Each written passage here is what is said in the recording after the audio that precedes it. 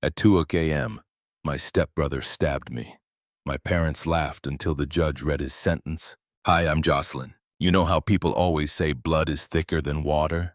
Well, what they don't tell you is that sometimes the people who share your roof are the ones who want you buried beneath it. I learned that lesson at exactly 2:17 a.m. on a Thursday, but the warning signs had been screaming at me for months. Jocelyn, you're being paranoid again, my mom Linda said over dinner, dismissing me with a wave of her fork when I mentioned Brandon had been in my room. He was just looking for his phone charger. You probably grabbed it by mistake. I set down my water glass, my appetite gone. And why was my dresser drawer open, the one where I keep my journal? Brandon, my stepbrother of 2 years, gave that easy smile that always melted my mom's defenses. I knocked 3 times, Joss. You were blasting that music like always. I bumped into your furniture looking for an outlet in the dark. See, an explanation for everything, a reason, an excuse. My stepdad, Philip, nodded approvingly from the head of the table. Jocelyn, you need to stop being so suspicious. We're a family unit now. Families trust each other. That conversation haunted me as I sat across from my best friend Valerie at our usual booth at the Riverside Diner the next afternoon. The smell of fresh coffee and apple pie filled the air, but I couldn't shake the knot in my stomach. Your mom always takes his side, Valerie said, stirring her iced latte so aggressively the spoon clinked against the glass. It's like she married Philip and forgot you even exist. Yesterday, I noticed my prescription sleep medication was missing pills, I said quietly, watching a family laugh at the booth across from us. When I brought it up, Mom suggested I was taking them and blacking out the memory. Valerie's hazel eyes went wide. That's textbook manipulation, Joss. That's literally gaslighting. Brandon said maybe I miscounted. Philip and Mom just nodded along like he's got a medical degree from Johns Hopkins or something. Have you considered getting a lock installed on your bedroom door? Valerie leaned forward, her dark curls falling over her shoulders. I lowered my voice. Philip has this rule, no locked doors in his house because families don't hide things from each other. I did my best impression of his deep, authoritative tone.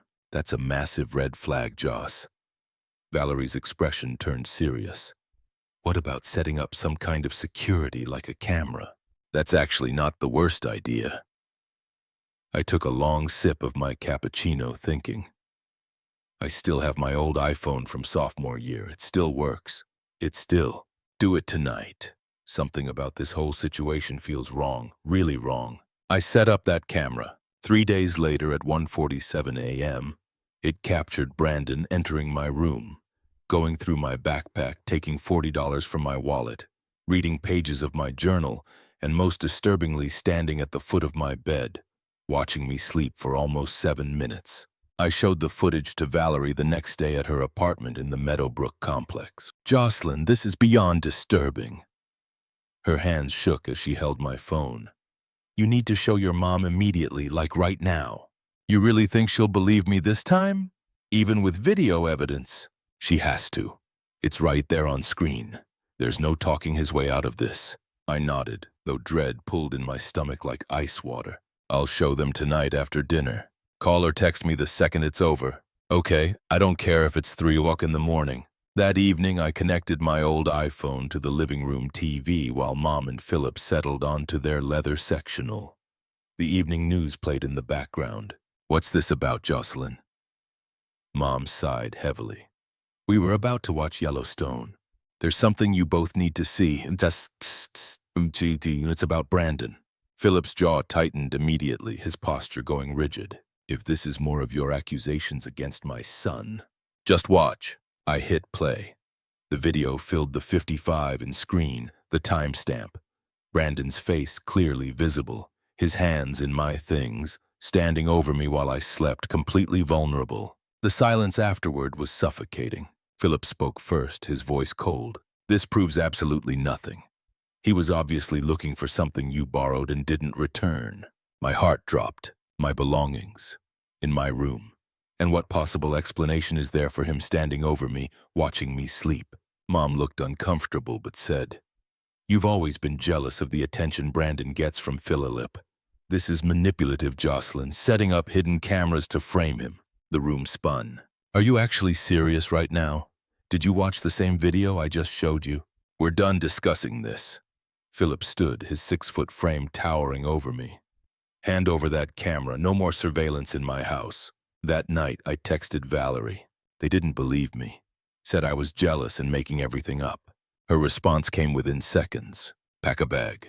Stay here tomorrow night. We'll figure this out together. I never made it to Valerie's place. At exactly 2:17 a.m., I woke to searing white-hot pain exploding in my abdomen. And Brandon standing over my bed, kitchen knife gripped in his hand, whispering, "I know what you're trying to do to me. It's not going to work. Jocelyn, I need you to walk me through it one more time," Detective Ramirez said, sitting in the uncomfortable vinyl chair beside my hospital bed 3 days later. His voice was gentle but professional. "Take your time." I winced as I shifted position, the pain medication making everything feel distant and surreal. I woke up to Brandon stabbing me right here. I gestured weakly to my bandaged left side. He said he knew what I was trying to do, that it wouldn't work. And your parents' response? They're claiming I did it to myself, that I'm seeking attention because I'm jealous of Brandon. The words still felt like shards of glass in my throat. Detective Ramirez's weathered face showed carefully controlled anger. I looked up. "Did you see the video footage I had? The one showing Brandon in my room?" "We did. Your phone has been entered into evidence." He pulled out a small notepad. "That video, combined with your medical records and the location and depth of your wound, makes self-infliction virtually impossible. The angle alone would be extremely difficult to achieve." The door burst open and Valerie rushed in. Mascara streaked down her cheeks. "Joss, they finally let me up. I've been in that waiting room for hours." She turned to Detective Ramirez. "Her stepbrother is dangerous. We have documented proof of his behavior." "We're building our case, Miss Rodriguez," he assured her calmly. "But we need more pieces, Jocelyn. Has Brandon ever directly threatened you before this incident?" "Not in words exactly. It was always subtle. Things would be moved in my room, items would disappear. That video showed him watching me sleep." I paused, remembering. "There was this one time about 2 months ago when he whispered, 'Be careful,' as he passed me in the hallway." Just those 2 words, but the way he said it. "What about your parents? Any direct threats from them?" I shook my head weakly. "No threats. They just enable everything he does, defend every action, make me feel insane for questioning anything." Dr. Harper, my therapist, arrived next. I'd been seeing her since my biological father died in a construction accident 5 years ago. She carried a leather portfolio and wore her characteristic calm expression. "Jocelyn has absolutely no history of self-harm," she stated firmly to Detective Ramirez, getting straight to business. "In fact, she's been expressing serious concerns about her home environment for the past 8 months. Her anxiety levels have been steadily increasing." Detective Ramirez looked up from his notepad. "Dr. Harper, would you be willing to provide an official statement for our case file?" "Absolutely. Jocelyn's safety and well-being are my primary concerns. I've documented everything from our sessions." After they left, Valerie pulled her chair right up against my bed. "Your mom and Philip tried to visit earlier. The nurses blocked them at the station." "Good, I can't see them right now." "Joss, they were telling everyone in the waiting room that you did this to yourself. That you've always been jealous of Brandon since Linda remarried. That you're unstable." Rage, hot and sharp, cut through the medication fog. "They're trying to control the story, make me the villain." Dr. Harper overheard them. That's why she came straight here to talk to Detective Ramirez. The next day, Detective Ramirez returned with another detective, a woman with kind eyes and a no-nonsense demeanor. "I'm Detective Chen," she introduced herself. "We've been conducting interviews at your school, Grant Valley High." Detective Ramirez continued. 3 of your classmates have come forward. 2 mentioned Brandon bragging about messing with you and watching you sleep. Apparently he thought it was impressive, something to boast about. Nausea rolled through me. "He told people about that?" "To make himself look bold, from what we understand." Detective Chen's expression was grim. "He also told a student named Tyler Simmons that he was taking your medication to sell. We found your sleep medication in his gym locker along with items stolen from 4 other students. What are my parents saying now?" I asked, though I wasn't sure I wanted to know. The two detectives exchanged a meaningful look. They're still defending him. Detective Ramirez said carefully, "Your mother actually suggested you planted the items in his locker to frame him. That's completely ridiculous. I've been in this hospital bed. We're aware their story has significant holes." Detective Chen pulled out her phone. "We also have something else. The knife used in your attack was found in the outdoor garbage bin at your house. Brandon's fingerprints are all over the handle. So you're arresting him?" Hope flickered in my chest for the first time. "He's already in juvenile custody," Detective Ramirez confirmed. "But Jocelyn, there's something else you should know. When we informed your parents about the arrest, they laughed. Said the charges would never stick because you're known for fabricating stories. The hope died. They've chosen him. They've completely chosen his side. Their reaction has been thoroughly documented in our report," Detective Chen said. "The district attorney finds it highly significant for the case." Dr. Harper returned later that afternoon carrying a thick manila folder. "I've compiled my complete session notes from the past 18 months. With your permission, Jocelyn, I'd like to submit these to the prosecution." I nodded without hesitation. "Please." "These notes document a clear pattern of concerning behavior in your home environment. Your increasing anxiety, sleep disturbances, and very specific fears about Brandon's escalating behavior patterns. It's all here, time-stamped and dated." Detective Ramirez accepted the folder. "This will strengthen our case considerably, Dr. Harper. Thank you." After everyone left, Valerie squeezed my hand. "It's really happening, Joss. They're all going to face real consequences." For the first time since waking up with a knife in my side, I felt the smallest spark of hope taking root. 2 weeks crawled by before I was finally discharged from Clearwater Memorial Hospital. I went straight to stay with Valerie's family in their 3-bedroom ranch house in the suburbs. The preliminary hearing was scheduled for the following week, and Brandon remained in juvenile detention at the Riverside County facility.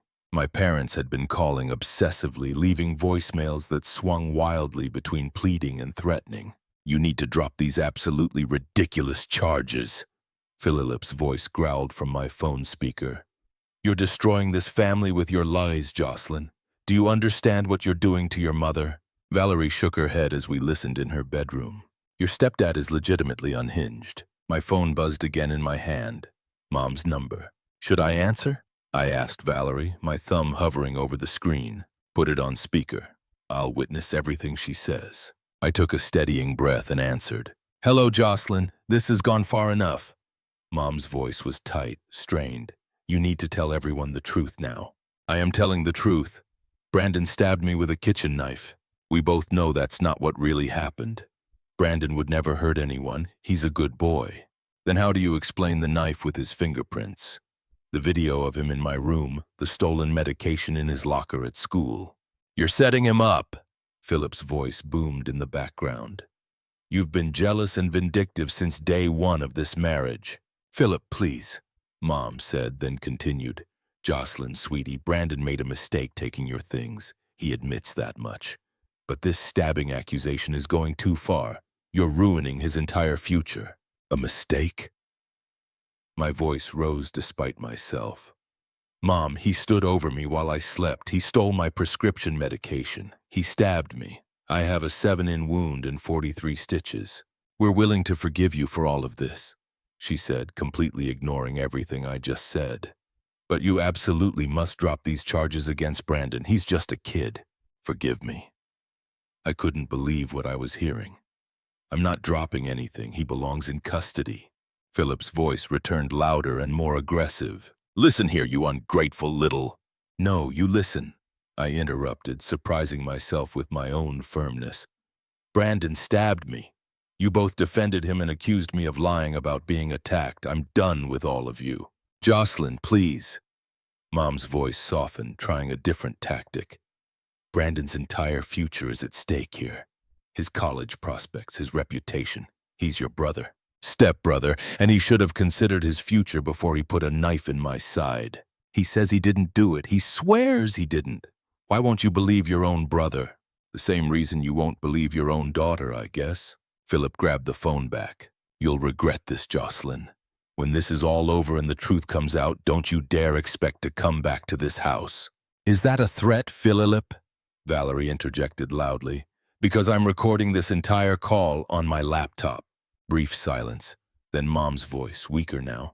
We just want our family back together. That's all we want. You chose your family, Mom. And apparently it doesn't include me anymore. I ended the call, my hands shaking. The following Tuesday, we arrived at the Jefferson County Courthouse. The building was imposing, all marble columns and heavy oak doors. Brandon was brought in wearing an orange juvenile detention uniform that seemed too big for his frame. He looked smaller somehow, less intimidating. When he spotted me in the hallway, his expression transformed into pure hatred. "Jocelyn!" he called out as the guards led him past. "Tell them the truth. Tell everyone you did this to yourself for attention." Detective Ramirez stepped between us immediately. "Keep moving, son. You're ruining my entire life!" Brandon shouted, his voice echoing off the marble walls. "Mom and Dad know you're lying. Everyone knows." "I have the scars to prove I'm not," I replied calmly, though my heart hammered against my ribs, his face contorted with rage. "You'll pay for this when I get out. You'll regret everything." "Is that a threat?" Detective Ramirez interrupted sharply, signaling to the guards. "Did everyone hear that?" "I didn't mean it like that." Brandon backpedaled quickly, fear finally showing in his eyes. "I just meant—" "Save it for the judge," Detective Ramirez said firmly. My parents arrived moments later, walking right past me without making eye contact. Mom wore her Navy church dress. Philip wore his only suit. Inside the courtroom, Brandon's attorney, a sharp-dressed public defender named Mr. Castellano, tried to paint me as unstable and attention-seeking. He brought up my therapy sessions after my father's death, twisted my grief into something manipulative. Then the prosecutor, Assistant DA Janet Morrison, presented the evidence. The video footage of Brandon in my room, the knife with his fingerprints, testimony from Tyler Simmons and other classmates about Brandon's bragging. My medical records showing the severity and angle of the wound. Dr. Harper's detailed session notes documenting months of escalating fear. When Brandon took the stand, everything fell apart for him. "I didn't mean to hurt her," he said, his voice cracking. "I was just trying to scare her into stopping with those recordings and accusations. She was trying to get me in trouble with my dad." The courtroom went completely silent. You could have heard a pin drop. Mr. Castellano looked like he'd been punched in the stomach. "So you admit to stabbing Jocelyn Morris?" Ms. Morrison asked calmly, though I could see the fire in her eyes. Brandon looked desperately at his parents in the gallery, then back at the prosecutor. "It was supposed to be just a warning. I didn't push the knife in deep. She's making it sound way worse than it was." As they led Brandon away in handcuffs, my mother finally caught my eye. Her expression had changed from dismissal to something else entirely. Fear. Raw, undeniable fear. "All rise. Court is now in session. The Honorable Judge Catherine Brennan presiding." 3 months had passed since that preliminary hearing. The seasons had changed from summer to fall. Brandon had been formally charged as a juvenile with assault with a deadly weapon and multiple counts of theft. My parents faced charges of child endangerment and obstruction of justice for their attempts to cover up the attack and discredit my testimony. I sat between Valerie and Dr. Harper in the courtroom, trying to keep my breathing steady. My hands wouldn't stop shaking. "Before I announce sentencing," Judge Brennan said, looking directly at Brandon with steel in her eyes, "I want to address the severity of what we've witnessed in this case. What began as invasion of privacy escalated to theft, stalking, and ultimately a violent attack on a vulnerable family member." Brandon stared at the floor, his orange jumpsuit a stark reminder of where his choices had led. "To the parents," she continued, turning her gaze to my mother and Philip. "Your failure to protect one child while actively enabling the destructive and dangerous behavior of another is perhaps the most disturbing aspect of this entire case." My mother dabbed at her eyes with a crumpled tissue. Philip's jaw was clenched so tight I could see the muscle jumping. "Jocelyn Morris." Judge Brennan addressed me directly and I straightened in my seat. "This court recognizes your remarkable courage in pursuing justice despite facing disbelief, mockery, and betrayal from the very people who should have protected you. I nodded, fighting back tears that threatened to spill over. Brandon Patterson, please rise for sentencing. Brandon stood on shaky legs, his public defender beside him. For the charge of assault with a deadly weapon. Judge Brennan's voice rang clear through the courtroom. This court sentences you to juvenile detention until you reach the age of 21, followed by 5 years of supervised probation. You will complete mandatory anger management therapy, intensive counseling, and substance abuse programs. Additionally, a permanent restraining order will be issued prohibiting any contact with Jocelyn Morris for the rest of your life. Brandon's shoulders slumped as the reality crashed over him. His mother let out a small sob from the gallery. Linda and Philip Patterson, please rise. My mother and stepfather stood, both looking significantly older than they had 3 months ago. For child endangerment and obstruction of justice, you are each sentenced to 18 months of supervised probation, 200 hours of community service, and mandatory parenting classes. You will have no contact with Jocelyn Morris unless she explicitly initiates it.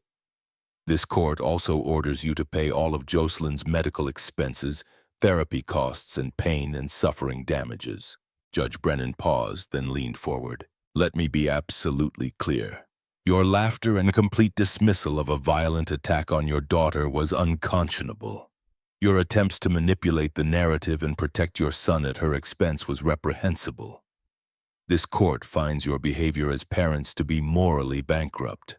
The gavel came down with a sharp crack that echoed through the silent courtroom. After the sentencing, my mother approached me in the marble hallway outside, Philip trailing behind her like a shadow. "Jocelyn, please," she began, her voice breaking. "We were wrong. We see that now. We made terrible mistakes. It's a little late for that revelation, don't you think?" I replied, my voice steadier than I felt. "We're your parents. We made horrible mistakes, but we do love you. We've always loved you." "Love?" I laughed, but there was no humor in it. "You chose Brandon over me at every single turn. You laughed when I was lying in a hospital bed with a knife wound. That's not love, Mom. We didn't understand the situation. We didn't see clearly. You understood perfectly. You just didn't care about me." Philip stepped forward, his expression almost pleading. "Jocelyn, we're still family. We can work through this together if you just—" "No, Philip. We're not family anymore. You made that decision final when you threatened me for reporting what Brandon did." "What can we do?" My mother's voice broke completely. "How can we possibly make this right with you?" "You can't. Some things are broken beyond repair. Some betrayals don't get forgiven with apologies." I turned and walked away, Valerie immediately at my side. That evening, we gathered at the Riverside Diner, the same booth where this nightmare had really begun months ago. Me, Valerie, Detective Ramirez, and Dr. Harper. A small celebration dinner that felt surreal. "To Jocelyn," Detective Ramirez raised his glass of water. "One of the bravest young women I've had the privilege of working with." "I don't feel brave most days," I admitted quietly. "Mostly I just feel broken and damaged. Healing isn't a straight line," Dr. Harper said gently, her therapist voice warm and familiar. "But you're already showing remarkable resilience. You should be proud of yourself." "What happens now?" Valerie asked, stealing a fry from my plate like she always did. "With Linda and Philip?" "Nothing. That chapter is closed permanently." I took a deep breath, feeling it settle in my chest. "I'm focusing on college applications now. My dad's life insurance policy will cover tuition at any state school." "You're going to thrive, Jocelyn," Dr. Harper said with certainty.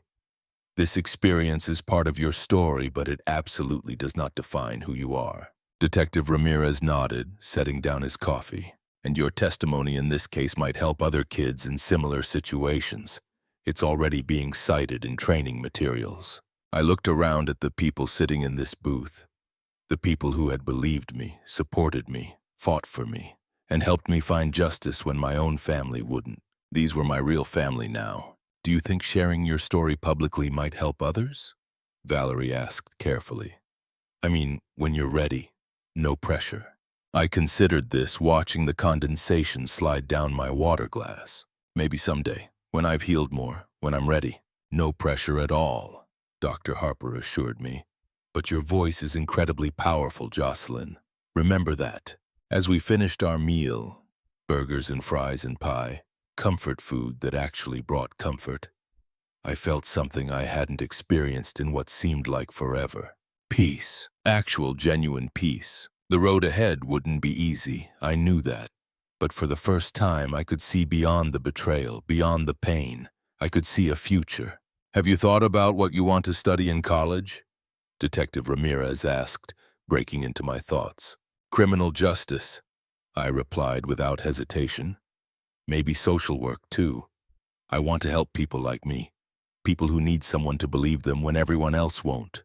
Valerie squeezed my hand under the table. As we left the diner that night, the autumn air crisp and clean, I realized something important. My family had tried to destroy me to protect a lie. But I had survived. I had found justice, and I had discovered that family isn't always about blood.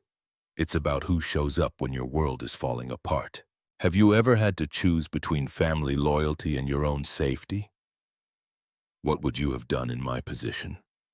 Share your thoughts in the comments below. And remember, if you're in a situation like mine, speak up. Someone will believe you. Keep speaking until they